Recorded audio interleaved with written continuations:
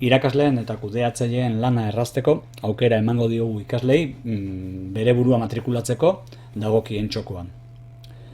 Horretarako pasaitz bat sortuko dugu. Horrela ikaslea pasaitz horrekin sartuko da bakarrik dagokion txokoan eta ez beste baten txokoan. Hori nola egin behar dugun ikusiko dugu orain.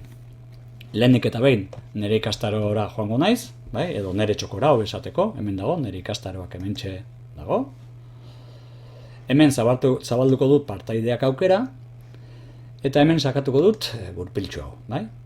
Bertan, zerrenda hortan, irekiko zaidan desplegablean, matrikulazio metodoak aukeratuko ditut, klikatuko dut, eta hauxe agertuko zait. Niri interesatzen zaidana, hauxe da, matrikulazio automatikoa. Lehenik eta behin, ikusi behar dugu, ea gris dagoen ala beltz. Grisa balin badago, hemen adibidez gris dago, horrek esan nahi du, ez dagoela gaituta. Orduan, lehenik eta behin, gaitu ingo dugu. Ikusten da, orain beltza agertzen da, eta orain ingo dugu, posizioz igo. Ja, dagoeneko matrikulazio automatikoa dugu gaituta eta gainera lehenengo postuan. Beraz, lehenengo pausoa eman da.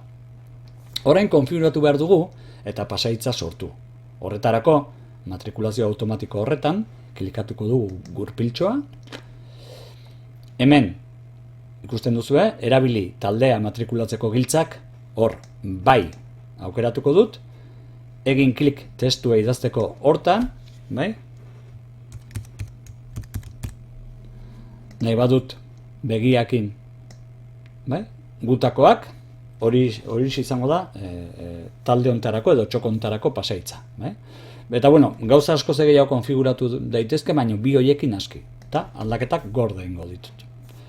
Eta jazta, ikasleek sartu nahi badute edo izena eman nahi badute nire txokoan, edo dagokien txokoan, erabili beharko dute pasaitz hori. Nik esango diet, joan ona eta sartu pasaitz honekin.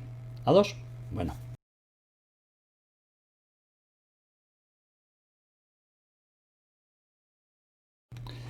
Orain ikusiko dugu ikaslea nola sartuko litzaken ikasle baten rolean dago.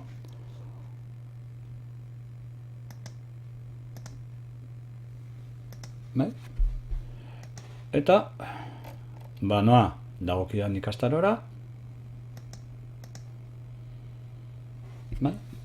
Hemen esaten di matrikulazio automatikoa, eta hemen sartu behar dut. Eta matrikulan azazu. Eta jazta.